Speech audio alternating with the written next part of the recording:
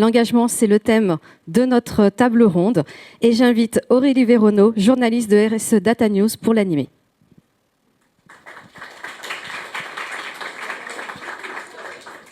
Bonjour à tous. Deux petits mots de préambule avant de présenter nos intervenants aujourd'hui. Donc, l'engagement actionnarial est une pratique de plus en plus fréquente chez les investisseurs. Elle mérite donc d'être davantage connue du grand public.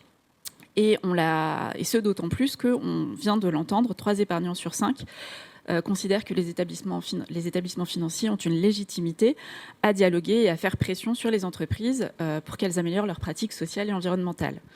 Alors, ce type de démarche, Olivier Laffitte l'a redit tout à l'heure, peut conduire à des prises de position publiques et n'est pas forcément facile à gérer par les entreprises. Ça peut être une source de tension entre les investisseurs et leurs entreprises. Pour autant, l'engagement est appelé à se développer, puisque, on le verra, elle vient d'être rendue obligatoire par les fonds qui souhaitent obtenir le label ISR. Pour parler de tous ces sujets ce matin, sont donc réunis avec nous Anne-Claire Impérial, directrice durabilité de Sycomore Asset Management, Anne Guignard, directrice générale de l'association Place des investisseurs, dans l'ordre Jean-Pierre Clamadieu, président du conseil d'administration d'Engie, et Michel Papalardo, président du comité du label ISR. Pour commencer, démarrer la table ronde, est-ce que vous pouvez chacun nous donner votre définition finalement en quelques mots de ce qu'est l'engagement actionnarial ?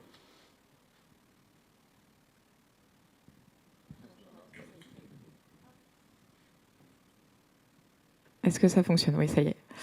Donc effectivement, en une phrase, l'engagement actionnarial, c'est avant tout un dialogue qui se veut constructif entre un actionnaire et les entreprises dans lesquelles il investit, qui vise à faire progresser les entreprises sur les sujets environnementaux, sociaux et de gouvernance, et finalement à accélérer la dynamique au sein du monde économique sur les transformations environnementales et sociales dont nous avons besoin aujourd'hui, considérant les challenges que nous avons à relever au niveau de notre société. C'est au cœur du rôle d'un investisseur engagé et c'est tout au long de la vie de l'investissement, que ce soit en amont de la décision d'investissement, dans le suivi de la performance ESG de l'investissement ou à l'occasion bien sûr des assemblées générales où nous exerçons notre droit de vote.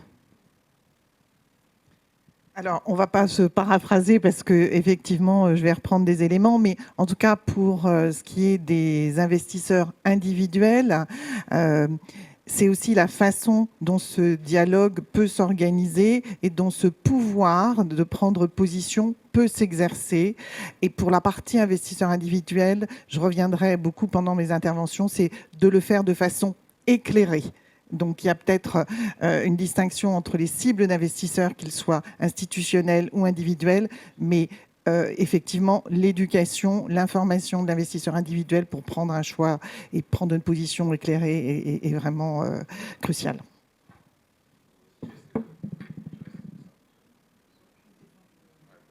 Voilà. Non, je vais largement me répéter ce qui a été dit, mais je peux peut-être insister sur le fait que les deux actes fondamentaux d'un investisseur, c'est acheter ou vendre l'action d'une entreprise.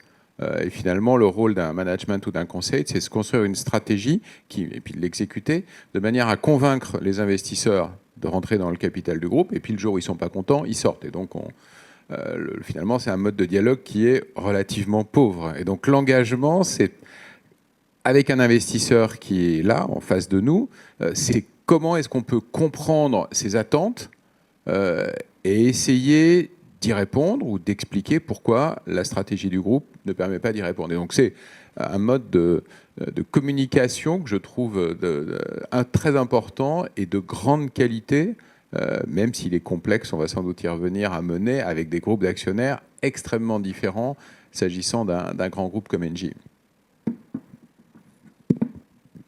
Merci. Et nous, alors, du côté du comité, bien sûr, sur les définitions, il n'y a pas de problème. Ce qu'on y voit surtout, c'est la preuve que la stratégie ESG du fonds est bien vivante. Dans le label, on essaye de mettre en avant donc, des fonds qui agissent et qui ont une vraie politique et une vraie stratégie. et pour qu'elle ait un sens, qu'elle existe et qu'on puisse vérifier qu'elle existe, voilà, l'engagement fait partie des preuves. Alors pour aller un peu plus loin et parler de comment ça se passe concrètement, d'abord du côté des investisseurs, est-ce que vous pouvez nous expliquer l'une après l'autre concrètement comment est-ce que vous menez vos démarches d'engagement, avec quelles étapes, quels moyens? Alors d'abord, c'est quelque chose qui est assez naturel en fait, en particulier pour un gérant actif comme Sycomore Asset Management. C'est vrai que le dialogue avec les entreprises, c'est quelque chose qui est dans notre ADN, que l'on fait donc tout au long de la vie de l'investissement, je le disais. Et donc l'engagement actionnarial, il fait partie de notre mission. Et chez Sycomore, justement, nous avons inscrit dans nos statuts notre mission d'investir pour contribuer à une économie plus durable et inclusive, et générer des impacts positifs pour nos parties prenantes. Donc pour nous, l'engagement actionnarial, c'est vraiment un levier vers la génération d'impacts positifs. Je le disais tout au long de la vie de l'investissement, donc le comment, finalement, c'est via déjà nos analyses, et effectivement... Jean-Pierre Clamadieu parlait de la compréhension de la stratégie, de sa contribution sur les enjeux environnementaux et sociaux. En fait, le dialogue, il vient d'abord par là, et via ce dialogue viennent des axes d'amélioration du fait finalement de notre connaissance aussi des pratiques de place de l'ensemble des entreprises. On a quand même un certain benchmark aussi en tant qu'analyste ESG des meilleures pratiques, et notre objectif, c'est de partager ces meilleures pratiques auprès de l'ensemble des entreprises pour accélérer la transformation. Donc ça vient dans nos dialogues sur l'analyse, aussi sur les controverses, quand il y a des événements qui viennent finalement démontrer peut-être l'inefficacité de certains processus visant à maîtriser les impacts négatifs et positifs du modèle économique de l'entreprise. C'est à nous aussi de challenger justement l'efficacité de ces processus à la survenance de controverses, et de se faire notre propre opinion sur la réelle performance ESG de l'entreprise. C'est aussi pour accompagner la transition. Notre objectif aussi, c'est pas forcément d'investir uniquement dans les entreprises qui sont déjà au top niveau de l'ESG, via l'engagement actionnarial, évidemment, c'est de tirer vers le haut, et en particulier dans la transformation des modèles économiques avec les enjeux de transition écologique aujourd'hui, de transition sociétale. Là, c'est très important pour nous de formuler des objectifs précis, nos attentes, et de suivre dans le temps l'évolution des entreprises. On mène aussi des campagnes d'engagement qui peuvent être sur certaines thématiques, comme les droits humains, la diversité, ou encore les Say on Climate. Là, on va sélectionner des entreprises pour lesquelles ces enjeux nous paraissent particulièrement matériels, et on va les cibler proactivement sur ces thèmes et la manière dont elles les gèrent au quotidien. Et bien sûr, les assemblées générales, l'expression de nos votes en assemblée générale. Là, on a les sujets de gouvernance qui sont bien sûr au cœur de l'assemblée générale à travers la nomination, l'évolution de la composition du conseil d'administration. Mais finalement, dans ces votes-là, on s'intéresse justement aux compétences environnementales, sociales des administrateurs. Donc on peut être amené à challenger ou proposer aussi des évolutions dans les compositions de conseils d'administration. Et puis évidemment, les sujets de rémunération et de leur alignement avec la stratégie, les ambitions environnementales et sociales de l'entreprise, c'est un point clé que l'on vote en Assemblée générale. Et aujourd'hui, comme vous le savez, donc cette promotion aussi des Say on Climate ou Say on Sustainability, où en tant qu'actionnaire, il est important pour nous aussi de pouvoir exprimer, c'est un vote qui est consultatif, donc l'idée est vraiment d'exprimer finalement notre opinion sur la robustesse, la sincérité et aussi l'ambition, le niveau d'ambition de la stratégie environnementale, ou plus largement aussi sustainability de l'entreprise. Concrètement, en termes de ressources, ça nécessite effectivement des moyens au sein des équipes d'investissement, et ça nécessite des compétences. Donc c'est vrai que ça, chez nous, c'est un élément qui est très important, de pouvoir disposer d'experts dans l'équipe ESG qui vont accompagner aussi les dialogues, et aussi d'avoir les gérants à nos côtés de plus en plus dans ces dialogues. Donc ça, c'est un travail très important. Un dernier point sur le volet qui alimente aussi ce volet des compétences, c'est que ce dialogue, on peut le faire individuellement ou collectivement. Collectivement, il y a deux intérêts principaux. Le premier, c'est bien sûr de peser plus de poids auprès des entreprises et de se coordonner sur le message et le niveau d'ambition attendu de la part des investisseurs. Mais c'est aussi au niveau des compétences, puisque certaines coalitions d'investisseurs mutualisent des moyens, proposent aussi, disposent de benchmarks, par exemple comme Climate Action 100+, qui publie un benchmark et évalue les stratégies climatiques des entreprises.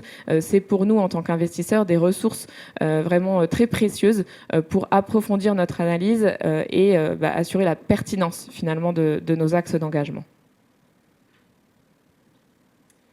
Alors, du côté des investisseurs individuels, c'est peut-être un petit peu plus complexe la façon dont on peut les accompagner. J'aime quand même à rappeler notre raison d'être. On s'est doté d'une raison d'être au début de l'année qui est de placer le citoyen au cœur de l'économie et financer les transformations du monde. Donc les transformations du monde, bien évidemment, transformations environnementales, sociétales. Donc on est au cœur du sujet. Alors la façon dont on le fait, c'est de pouvoir effectivement faciliter le dialogue direct entre les entreprises et les investisseurs. Donc, je suis à l'aise d'en parler à côté de vous parce qu'on fait beaucoup de réunions avec de grands investisseurs qui sont très, je dirais, engagés, eux, dans ce dialogue, et dont Engie, puisqu'il faut installer un dialogue qui est, je dirais, plus formalisé avec les investisseurs institutionnels, mais du coup, sur les investisseurs individuels, c'est plus compliqué et on l'installe, et pas qu'à Paris, puisqu'on fait beaucoup d'assemblées générales à Paris où les investisseurs peuvent s'exprimer, mais justement d'aller en province, dans les territoires. C'est extrêmement apprécié.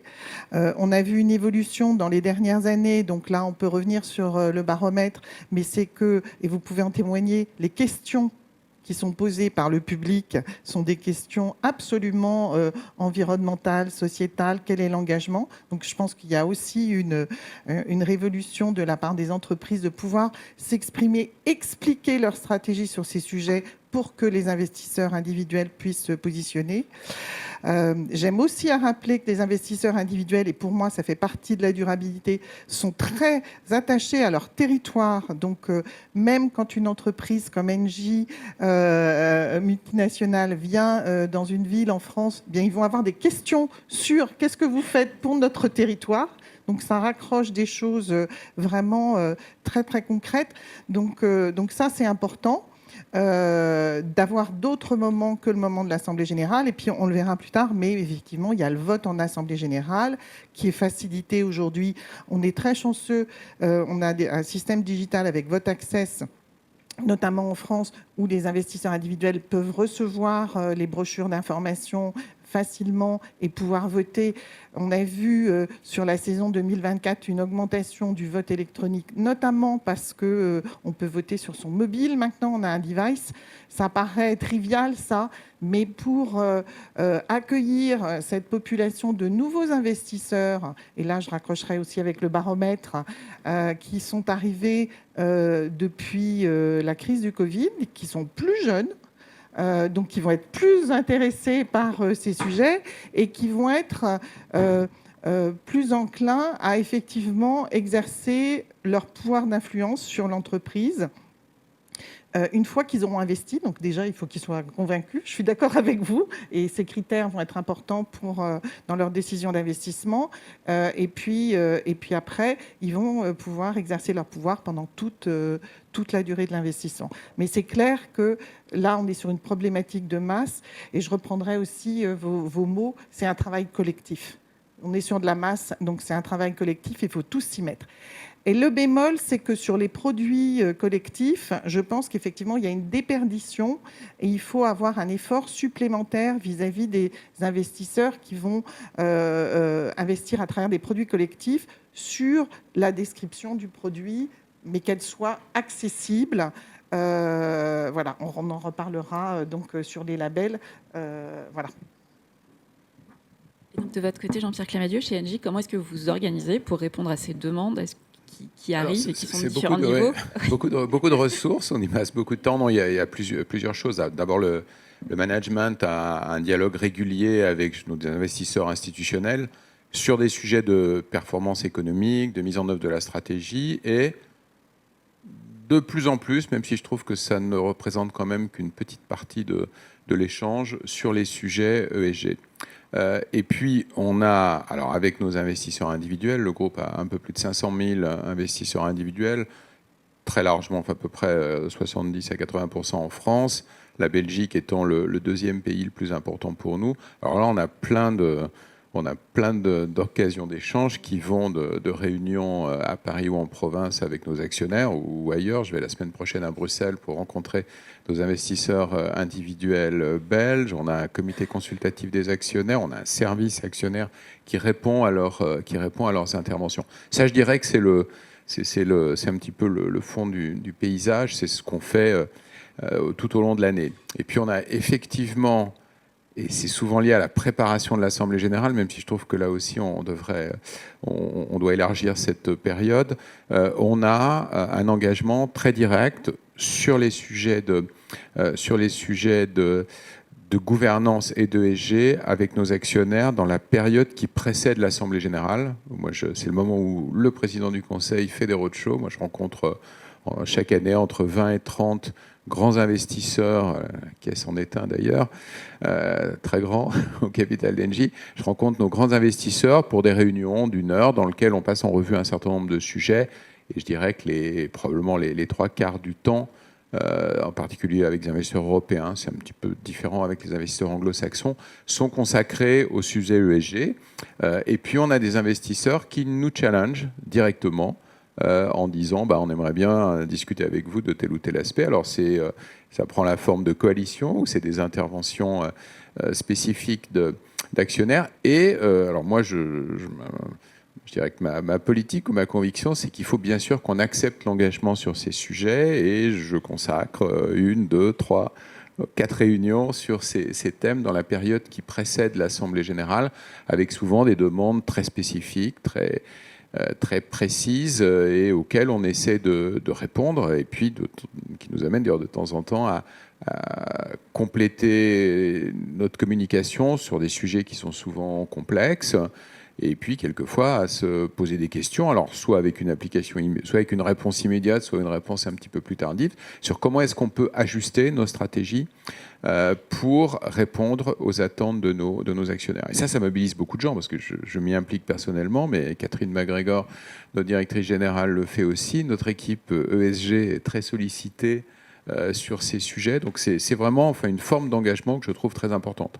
Alors le moment de l'Assemblée générale lui-même, j'avoue que j'ai une forme de frustration à constater que le dialogue est pauvre, disons-le, dans la réunion physique qu'est l'Assemblée générale. Alors nous, on cherche à l'améliorer. On a ouvert des canaux qui permettent de poser des questions de manière plus simple que les questions écrites telles que prévues par les textes. On a décidé d'ouvrir dans nos assemblées générales depuis 2 ans un temps spécifique de questions sur les sujets de stratégie climatique, parce que c'est un thème important. Et donc, on fait partie des entreprises qui, tous les 3 ans, on va le faire à notre prochaine Assemblée générale, demandent un vote consultatif sur leur stratégie climat. Autant je suis réservé, on en parlera peut-être tout à l'heure, sur les votes ex post, autant je pense que parce qu'il n'y a pas de sanction particulière, si on n'est pas content sur ce qui est les émissions de CO2 de l'année précédente, il n'y a pas moyen de les récupérer ou alors on décide de ne pas renouveler le conseil ou le management. En revanche, je pense que présenter pour un vote consultatif une stratégie climat devant nous, dont l'exécution va se mettre en œuvre, ça je pense que c'est très important. Et on l'a fait il y a un petit peu plus de 2 ans, on va le refaire à la prochaine Assemblée générale. Et c'est ça qui nous a conduit à ouvrir un temps de dialogue spécifique sur les sujets climat. Donc voilà en gros ce qu'on essaye de faire pour à la fois communiquer, mais je pense qu'il faut bien faire la différence, les uns ou les autres l'ont dit, entre communication et engagement. La communication, c'est la base. Mais ensuite, l'engagement, c'est vraiment un échange dans lequel on essaie de comprendre les attentes ou les interrogations de ceux qui sont en face de nous, et puis on essaie d'y apporter des réponses.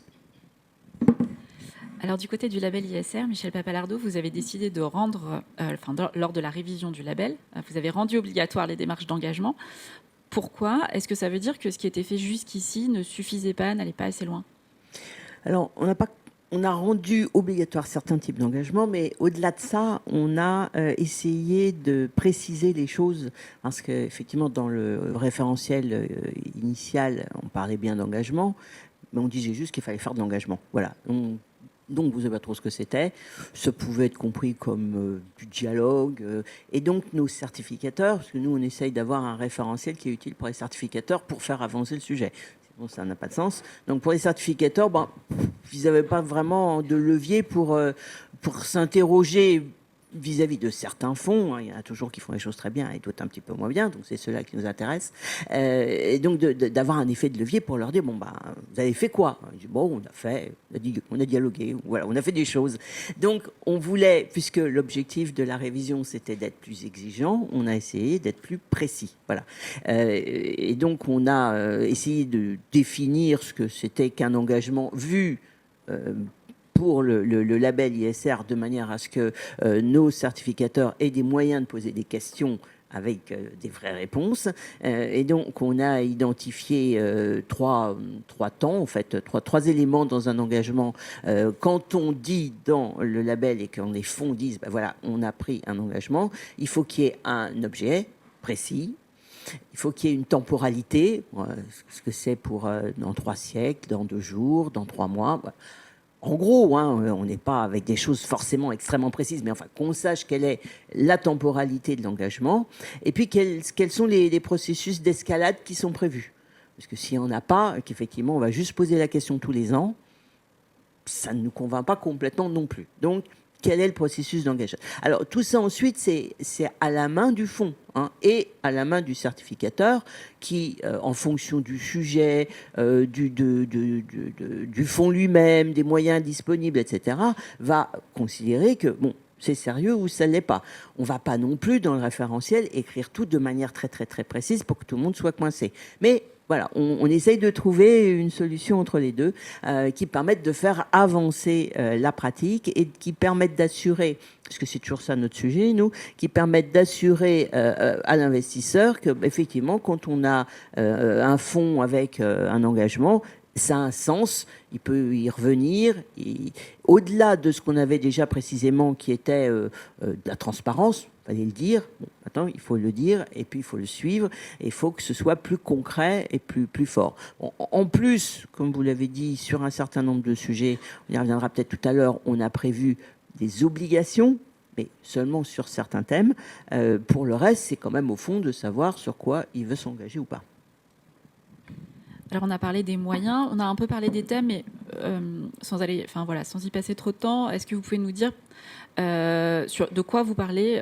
C'est quoi les grands sujets ESG qui sont importants pour vous aujourd'hui? Est-ce que le dialogue en ce moment il se focalise sur le climat? Est-ce que vous arrivez à parler? Est-ce que vous vous intéressez à d'autres choses dans ces démarches d'engagement? Est-ce que on peut parler un peu des sujets? Oui, alors c'est vrai qu'on entend beaucoup parler de climat ce matin. Dans nos dialogues, il ne faut pas oublier que en fait, l'engagement actionnarial, il est avant tout historiquement très actif dans le cadre des assemblées générales, et finalement, c'est beaucoup de sujets de gouvernance qui sont abordés avec les administrateurs dans ce contexte-là. Donc pour nous, c'est encore un peu plus de 40% de nos axes d'engagement qui concernent des sujets de gouvernance, donc de compétences, d'équité, de diversité dans les conseils d'administration, des sujets de rémunération, à la fois modération, mais aussi alignement des rémunérations avec les ambitions environnementales et sociales. Chez Sycomore, les sujets sociaux, c'est quand même 40% aussi. Donc on a finalement plus d'axes d'amélioration transmis à des entreprises sur les sujets sociaux, de par, je pense, notre ADN, notre positionnement sur ces sujets, notamment les sujets de conditions de travail, mais aussi les sujets de droits humains, sur lesquels on travaille actuellement avec la plateforme d'engagement du FIR, qui, du coup, a noué un partenariat avec Ressources Humaines Sans Frontières sur les sujets de droits humains, par exemple. Donc voilà, je parlais de moyens et de compétences tout à l'heure, j'ai pas mentionné cela, mais c'est évidemment très important. Et puis sur les sujets environnementaux, c'est peut-être moins en nombre, mais en fait on est très ciblé aussi sur les entreprises à forte matérialité climatique ou environnementale. Et c'est vrai qu'en nombre du coup d'axes d'engagement, ça peut être moindre compte tenu du positionnement aussi de nos portefeuilles. Et là on retrouve les sujets de biodiversité et aussi de climat. Ce qu'on observe aussi, c'est la demande de nos propres clients, donc les investisseurs institutionnels. Certains ont de fortes attentes aussi sur certaines thématiques d'engagement et nous demandent de leur rendre compte de nos activités d'engagement, mais aussi de prioriser certains thèmes. Et donc, en particulier pour ceux qui sont membres de la Net Zero Asset Owner Alliance, il y a aussi tout un volet d'accompagnement de la transition qui, du coup, est délégué aux gérants d'actifs que nous sommes. Et c'est à la fois des sujets de transparence qui nous permettent d'améliorer la compréhension, mais bien souvent, derrière des sujets de transparence pour les entreprises, vous avez, je pense, un sujet aussi d'approfondissement de la démarche, de la réflexion, de la démonstration de la pertinence de la stratégie. Et donc après, des sujets plus stratégiques ou associés à de la performance, tout simplement. Alors, du côté des investisseurs individuels, il y a des choses où je vais être alignée avec le baromètre qu'on vient de voir. C'est-à-dire que je ne pense pas que la gouvernance soit un sujet, effectivement, qui revienne beaucoup. Les raisons, peut-être que c'est pas un sujet qui est bien compris non plus. Il n'y a peut-être pas une information où il n'y a pas de particulièrement de préoccupation là-dessus. Je serais moins alignée sur le dernier résultat, qui est de dire que il y a une baisse de la partie climat, biodiversité, environnement. Ça sur par rapport au baromètre. Hein. D'ailleurs, je trouve que c'est quand même un petit peu étonnant parce que à la fois on a une baisse dans le classement, mais à la fois les secteurs, c'est le photovoltaïque, l'énergie renouvelable et l'hydrogène. Donc ça reste quand même, je pense que le climat, la biodiversité qui est en train de monter, c'est des sujets très importants. Et encore une fois, je le lis parce que là, du coup, l'investisseur individuel, il a quand même cette proximité à son territoire, à sa région et au développement territorial. Donc, mais c'est quand même lié au climat et à la biodiversité. Et du coup, sur la partie sociale, je pense que l'emploi et le développement du territoire, des infrastructures, ça c'est dans une dimension durabilité, c'est quelque chose d'important. Et toujours avec un prisme que les jeunes vont encore plus aller sur ces thématiques-là. Et alors chez Engie, sur quoi est-ce qu'on vous questionne? Et est-ce qu'il y a des différences selon les typologies d'investisseurs?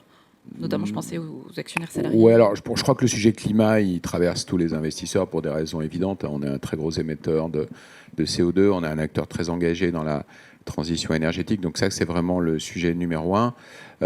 En numéro 2, mais c'est plutôt, je pense, les investisseurs institutionnels, c'est biodiversité. Plus difficile à saisir, mais on a évidemment des impacts multiples sur la biodiversité et on cherche nous-mêmes à progresser sur le sujet. Et les deux derniers que je vais citer sont quand même plutôt là aussi des sujets d'investisseurs institutionnels. Diversité. Beaucoup de questions sur la diversité. Moi, anecdote personnelle, je suis administrateur d'Airbus, mais dans mon avant-dernier renouvellement, je n'ai eu que 82 ou 83% de votes favorables, ce qui est un très mauvais score dans ce type de situation, parce que des grands investisseurs ont voté contre mon renouvellement. Chez Airbus, je suis membre du comité des nominations, considérant que nous n'avions pas assez de diversité dans le conseil. Airbus est une société néerlandaise, donc on n'a pas d'obligation de diversité aujourd'hui. Donc manque de diversité au conseil et dans le comité exécutif, et sanctions. Et d'ailleurs, le président du conseil, qui était en renouvellement cette même année, a été lui aussi sanctionné par un certain nombre d'investisseurs. Donc c'est un sujet, et là je pense à des grands anglo-saxons. Et puis dernier point, la qualité de la gouvernance. Donc c'est vraiment les 4 thèmes sur lesquels on est interrogé par les institutionnels, et puis investisseurs particuliers, je pense que c'est plutôt le climat qui est vraiment en première ligne. Et alors concernant le label, d'abord je rappelle que c'est un label généraliste, donc pas un label environnement, pas un label vert, pas un label climat, même si dans les nouveautés, une des grosses nouveautés, c'est d'avoir mis quand même une obligation transversale sur le climat, considérant qu'aujourd'hui, on pouvait difficilement faire de l'ESG sans avoir une préoccupation climat, alors plus ou moins forte selon, bien sûr, la thématique du fonds, mais quand même systématique.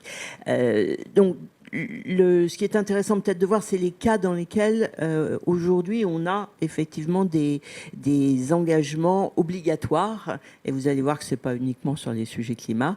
Il y a le premier type d'engagement obligatoire. Pour moi, c'est vraiment le bon sens incarné. C'est des engagements sur les émetteurs qui ne publient pas les indicateurs de performance pour lesquels le fonds que le fonds a mis en tête de gondole, qui sont ceux sur lesquels il veut avoir des progrès.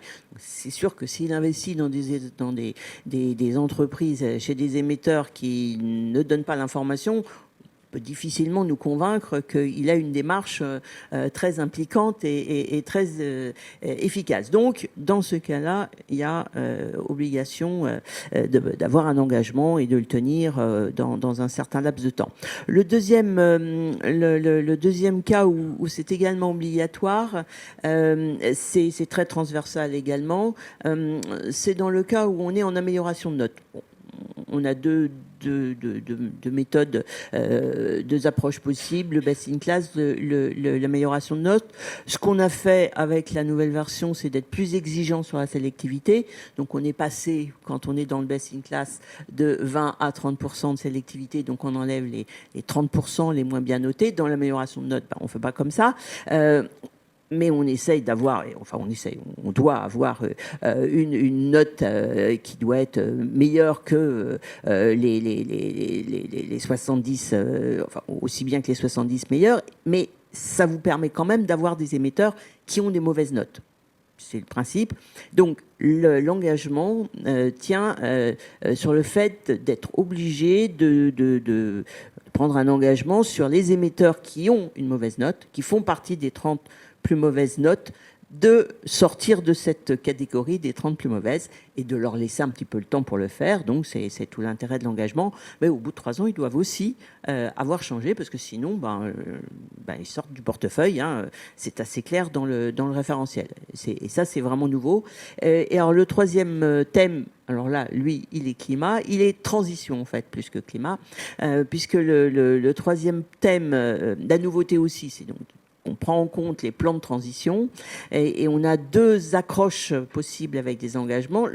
La première accroche, c'est le fait que pour 2026, les fonds labellisés doivent avoir 15% de leurs entreprises les plus concernées par les climats, d'après la définition de la SFDR, qui doivent avoir des plans de transition cohérents avec l'accord de Paris, et 20% en plus, bien entendu, 20% en plus qui s'engagent à en avoir un dans les 3 ans. Et donc, le fait que les entreprises s'engagent, ça veut dire aussi que le fonds s'engage à ce que ces entreprises aient ces plans de transition. Donc ça, c'est une première accroche. Et puis, dans un deuxième temps, c'est l'effet qui se coule, c'est qu'une fois qu'on a son plan de transition, il faut le respecter. Et donc là aussi, on a un engagement pour que s'il y a divergence entre la transition prévue et les résultats atteints, eh bien, il y a un engagement à prendre pour que les deux se rapprochent, avec sinon, la conséquence, c'est de sortir du portefeuille. Alors, au bout d'un certain temps, là, on n'a pas mis systématiquement des durées.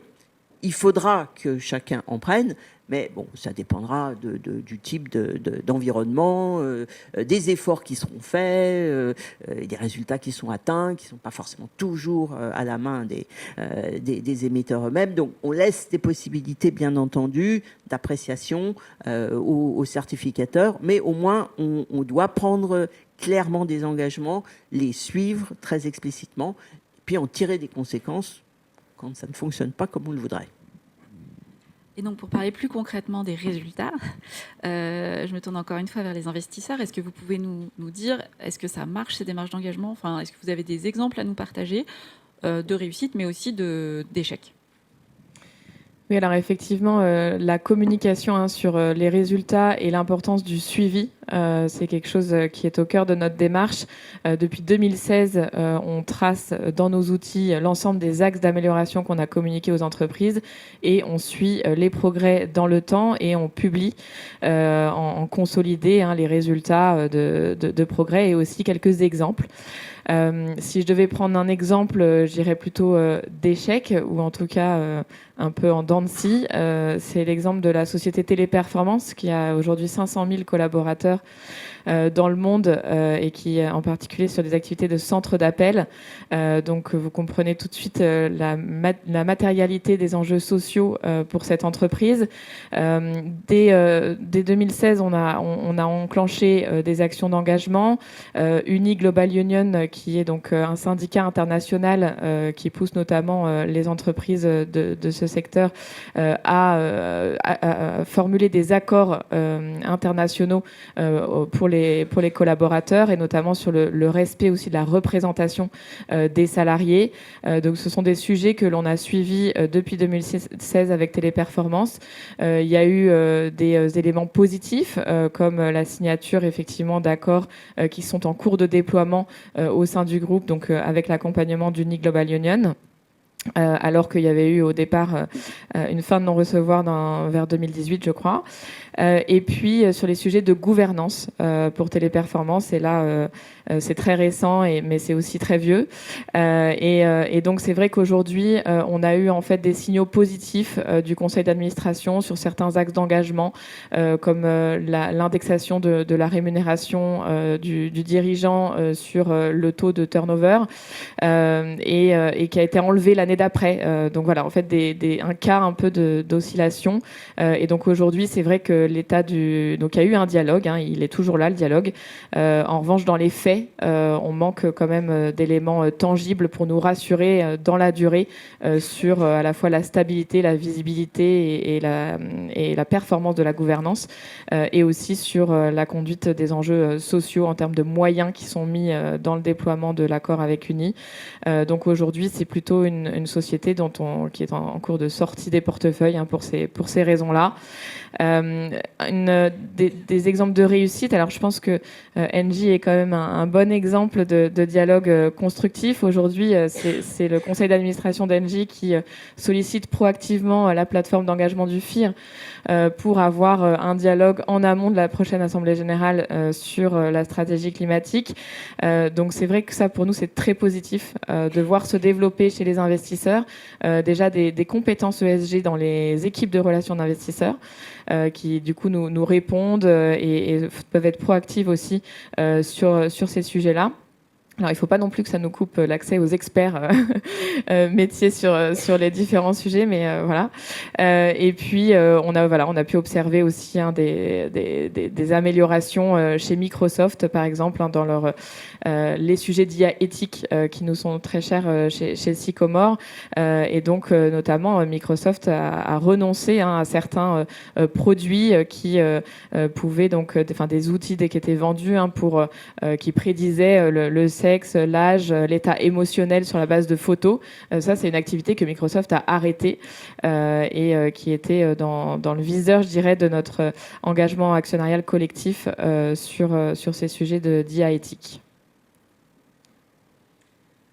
Alors, du coup, je vais pouvoir faire le lien. Et moi, je ne pensais pas citer de nom, mais du coup, je vais peut-être donner une bonne nouvelle parce que, et c'est peut-être le lien d'un travail conjoint entre investisseurs institutionnels et particuliers. Parce que du coup, Téléperformance est devenu membre cette année de Place des investisseurs. On les a accompagnés dans une première lettre à leurs actionnaires, alors que ça faisait... Alors, peut-être que je ne savais pas d'où ça venait, mais je pense que du coup, il y a une prise de conscience aussi qu'il y a un dialogue. Donc voilà, je ne sais pas si l'année prochaine, on se reverra et qu'on les mettra dans les résultats positifs, mais je pense que c'est quand même bien. Donc nous, on voit une évolution quand même. Vous le disiez, 500 000 actionnaires, ça compte, c'est une partie prenante qui compte. Donc oui, les entreprises, il y a une prise en compte de l'attente. Ce que je trouve positif, c'est qu'on descend en capitalisation pour l'investissement direct. Vous l'avez dit, ça demande des ressources quand même. Donc, c'est beaucoup de grandes entreprises qui ont des services qui peuvent assumer ça. Mais du coup, on a un poids des investisseurs individuels qui sont surpondérés dans des plus petites capitalisations. Donc, c'est quelque chose qui commence à venir, que c'est aussi une partie prenante, et pas que seulement, à côté des investisseurs institutionnels, avec qui il faut instaurer un dialogue pour que, en assemblée générale, on puisse avoir un vote. Traditionnellement, les investisseurs individuels votent ou donnent leur pouvoir au président. Donc c'est quelque chose aussi d'important qui puisse avoir un choix éclairé. Et le bémol, je dirais que c'est sur la partie quand les investisseurs individuels passent à travers des produits collectifs. On l'a vu dans le baromètre. Là, il n'y a pas forcément l'image que son investissement va être aligné ou qu'il y a vraiment. Donc là, c'est, on l'a dit, l'effort collectif de tout s'expliquer à travers les labels. Voilà, peut-être qu'on arrivera à Nutri-Score, mais en fait, c'est quand même cette image-là. Il faut quand même que aujourd'hui, un investisseur individuel, quand il regarde par exemple un ETF, il est incapable de choisir un ETF ESG. C'est pas possible, quoi. C'est trop compliqué. De votre côté, Jean-Pierre Clamadieu, comment est-ce que vous vivez chez Engie ces démarches d'engagement actionnarial, notamment quand les investisseurs commencent à hausser le ton, prendre position publiquement, voire, comme ça a été le cas en 2023, à déposer une résolution? Non mais bon, on les prend au fond bien. Moi, je pense que l'écoute des parties prenantes, c'est essentiel pour un groupe comme Engie, que ce soit pour installer une ferme solaire à un endroit ou le dialogue qu'on doit avoir avec ses actionnaires. Je dirais qu'on le prend d'autant mieux s'agissant de l'engagement actionnarial qu'on a en face de nous des gens compétents. Ce qui est pas complètement simple, parce qu'on est sur des sujets qui sont d'une complexité épouvantable. Est-ce que vous êtes aligné ou pas avec sur une trajectoire 1.5 ? On pourrait écrire des thèses pour savoir ce que ça veut dire. En fait, il n'y a pas de définition claire. C'est 1.5 validé par SBTI. C'est un peu la compréhension de la plupart des gens sur le sujet. Mais quand on essaie de comprendre comment le scénario est construit, Michel qui connaît bien ces sujets, opine du chef, c'est vraiment difficile. Donc le fait d'avoir en face de nous des coalitions d'actionnaires compétents, avec des gens qui comprennent les sujets et qui on peut avoir un dialogue de qualité, c'est un élément très important et ça nous fait progresser. Alors ça ne veut pas dire qu'on est d'accord sur tout et qu'on sort de toutes les réunions en se disant parfait, on y va, mais très concrètement sur les résultats, je pense que si nous avons décidé il y a 3 ans, il y a 2 ans, un petit peu plus de 2 ans, de faire un Say on Climate ex ante, c'est-à-dire faire approuver notre stratégie climat par l'Assemblée générale dans un vote consultatif, c'est le résultat de ces engagements. J'ai des administrateurs qui me disaient c'est pas ce que dit le Code de commerce, on va pas faire. Quelques grands investisseurs qui n'avaient pas non plus beaucoup d'intérêt sur le sujet, d'autres qui soutenaient cette démarche. Mais je pense que l'engagement avec une coalition comme celle que vous représentez a été un élément qui nous a permis d'avancer. Sur nos disclosures, je pense qu'on a beaucoup progressé et là aussi, au travers de ces échanges, on s'est aperçu qu'on ne disait pas les choses suffisamment clairement. Après ces échanges, j'ai challengé mes équipes pour dire oui, mais là quand même, les questions qui sont posées, c'est des bonnes questions et il faut qu'on arrive à trouver une réponse de meilleure qualité, plus compréhensible par ceux qui lisent ces documents. Alors effectivement, la résolution déposée à l'Assemblée générale, on a tendance à prendre ça comme un acte un peu hostile, peut-être à tort d'ailleurs, mais la difficulté, c'est qu'il ne faut pas en faire une fin en soi, et c'est un peu malheureusement la tendance qu'on voit aujourd'hui. Quand vous lisez ces résolutions, elles ne disent pas grand-chose, j'allais presque dire, elles ne disent rien, en particulier sur les Say on Climate, puisque le Code de commerce aujourd'hui ne donne pas de responsabilité à l'Assemblée générale sur des sujets comme celui-ci. L'Assemblée générale n'approuve pas la stratégie de l'entreprise. Donc le fait qu'elle approuve la stratégie climat, ce n'est pas complètement évident. Donc les résolutions qui sont déposées dans le cas d'Engie, c'était de dire le conseil d'administration peut, s'il le souhaite, solliciter l'avis. On voulait qu'on inclue dans nos statuts, une phrase disant ou un article disant le conseil d'administration peut solliciter l'assemblée générale s'il le souhaite sur tel ou tel sujet dans le cadre d'un vote consultatif. On le faisait déjà. On ne trouvait pas que c'était une avancée conceptuelle majeure, mais en même temps, on sentait bien que c'était l'occasion pour les uns ou les autres de se compter en déposant une telle résolution. Donc c'est un peu dommage qu'on ne trouve pas un mode de dialogue qui ait une autre conclusion que simplement déposer ou pas une résolution. L'an dernier, il n'y a pas eu de résolution et je trouve qu'on a eu un dialogue je pense qu'on a eu un dialogue de qualité. Cette année, comme on va proposer un CO Climate, je pense que là, il y aura peut-être des résolutions, je ne sais pas, mais en tout cas, ce sera la modalité naturelle pour que nos actionnaires s'expriment sur ces sujets. Donc oui, de temps en temps, ça nous irrite, mais au total, je trouve que ce dialogue et cette forme d'engagement est de qualité. Et c'est quelque chose qui est important pour nous aider. Dans un groupe comme Engie, stratégie climat et stratégie, c'est la même chose. Et donc, c'est vraiment quelque chose qui a un impact sur la stratégie du groupe et la manière dont on la met en œuvre. Et puis, de façon plus anecdotique, quand je vais sur un salon de petits actionnaires et que je vois des actionnaires individuels qui me disent « Tiens, là, on comprend ce que vous faites, là, on ne comprend pas », oui, ça aussi, c'est des choses qu'on intègre dans notre raisonnement.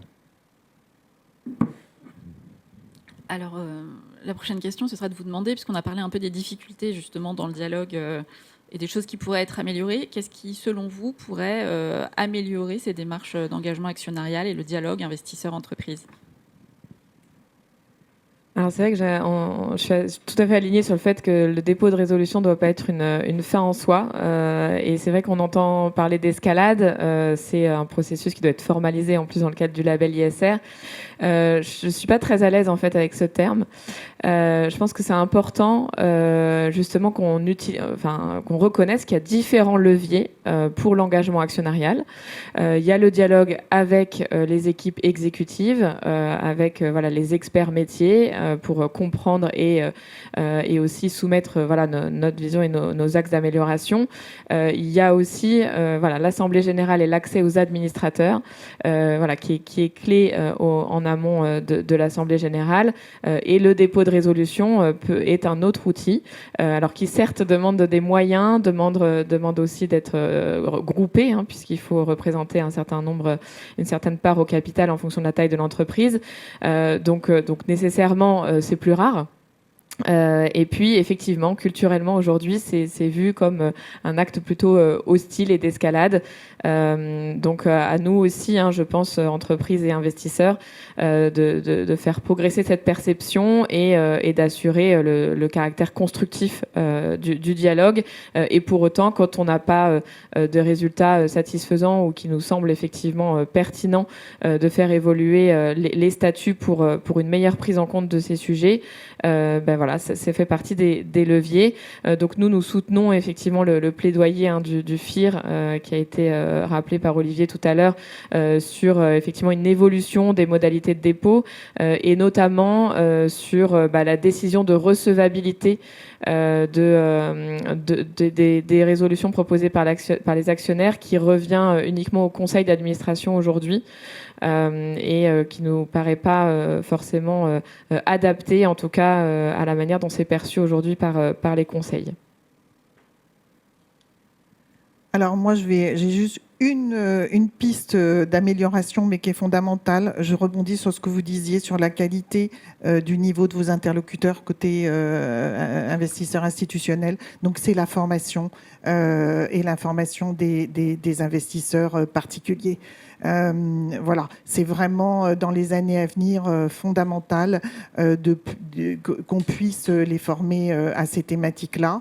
On travaille avec un groupe de grands acteurs, donc je remercie Engie de nous soutenir. Je montre Axel parce qu'elle est très supportive, donc je vous montre pas que vous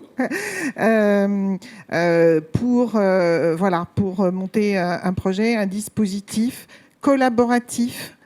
Mutualisé pour qu'on touche le plus grand nombre dans un objectif commun de formation. Et plus on aura des investisseurs particuliers éclairés, plus ils seront à même de pouvoir exercer leur pouvoir d'engagement. Non, moi je dirais effectivement, c'est des pistes d'amélioration, mais qui sont déjà pour certaines pour certaines une réalité, c'est vraiment la compétence la qualité, la compétence des gens qui engagent avec nous. Ça, je pense que c'est un élément essentiel. L'engagement au fil de l'année, pas juste dans le mois ou les 2 mois qui précèdent l'Assemblée générale, même si par nature il y a des échéances, des publications, etc., etc. Mais si on veut faire un travail de qualité, il faut qu'on ait un dialogue permanent. Ça, je pense que c'est important. Bien identifier ce qui relève de la loi, qui doit quelquefois évoluer, et de ce qui relève de ce qu'on peut faire dans une assemblée générale. Et je pense qu'aujourd'hui, on voit bien qu'on cherche à faire dans une assemblée générale des choses que la loi ne permet pas tout à fait de faire. Donc si on veut faire évoluer le code de commerce, il faut le faire évoluer. Il y a eu une tentative, elle n'a pas... Je ne suis pas d'accord avec tout ce qui était proposé d'ailleurs, mais elle a échoué. Donc je pense qu'il ne faut pas confondre les choses et vouloir, au travers des AG, faire dire au droit ce qui ne dit pas tout à fait. Et puis, une forme de pragmatisme. Attention à la multiplication des résolutions présentées aux AG.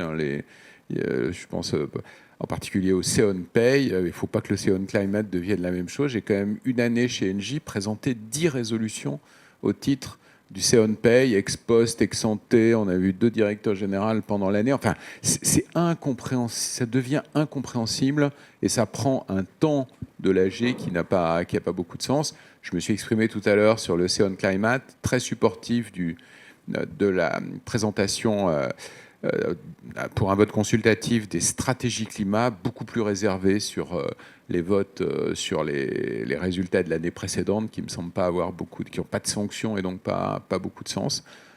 Mais je trouve qu'on est dans une dynamique de progrès continu qui fait d'ailleurs que j'ai accepté avec plaisir de venir débattre avec vous aujourd'hui, mais qui nous fait progresser tous. Donc plutôt optimiste et avec à nouveau des résultats concrets. Alors moi, je ne me pose pas sur le même plan, mais on espère qu'on participe au progrès continu en insistant, en essayant de préciser un peu les choses comme je l'ai expliqué.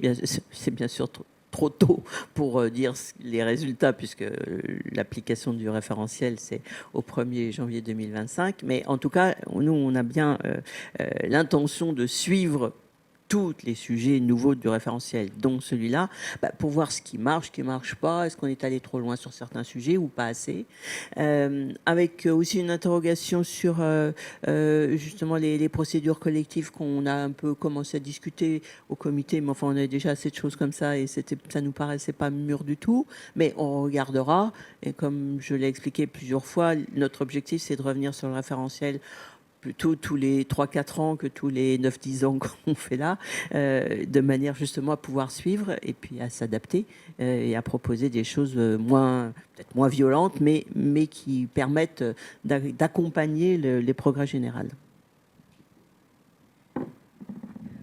Dernière question pour Jean-Pierre Clamadieu. Donc vous êtes très positif, vous parlez d'un dialogue apaisé.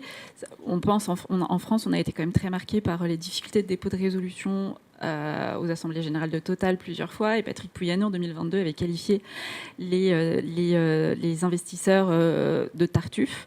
Est-ce qu'il vous est arrivé au sein de votre conseil d'administration à vos collègues administrateurs de dire la même chose ? Alors j'avoue que je ne sais pas pourquoi il avait fait ce commentaire. Moi, ce qui me frappe quelquefois chez les investisseurs, enfin ce qui me frappe et ce qui est une situation que je ne trouve pas du tout satisfaisante, c'est celle dans laquelle, chez un investisseur, vous avez 2 interlocuteurs, le portfolio manager qui tient un discours, c'est celui qui a pris la décision d'investir ou pas, et puis l'équipe ESG, gouvernance, appelez-la comme on veut, qui a une vision complètement déconnectée. Et donc là, on se retrouve avec deux interlocuteurs qui peuvent dire des choses très très différentes. Et ça arrive. C'est même pour certains gestionnaires d'actifs, c'est même structurel. Il y a une indépendance voulue de l'équipe ESG, mais qui crée un dialogue qui est très perturbé entre l'émetteur et l'entreprise. Tartuffe, je sais pas. Moi, à nouveau, on a en face de nous une multitude d'actionnaires qui ont des enjeux, des envies, des priorités qui sont différentes. Et notre rôle, c'est quand même d'essayer de développer une stratégie qui attire ses actionnaires et qui les fasse rester dans le capital du groupe. Donc c'est compliqué, mais à nouveau, je trouve que la dynamique est plutôt très positive, cette dynamique d'engagement. attention à ne pas la mesurer à l'instant de l'AG sur le point de savoir si une résolution qui se veut challenger le management ou le conseil a été déposée ou pas. Je pense que ce dialogue, il doit être beaucoup plus riche, il touche à beaucoup plus de sujets, mais vous l'avez très bien dit tout à l'heure. On vous remercie beaucoup pour vos interventions, on peut les applaudir.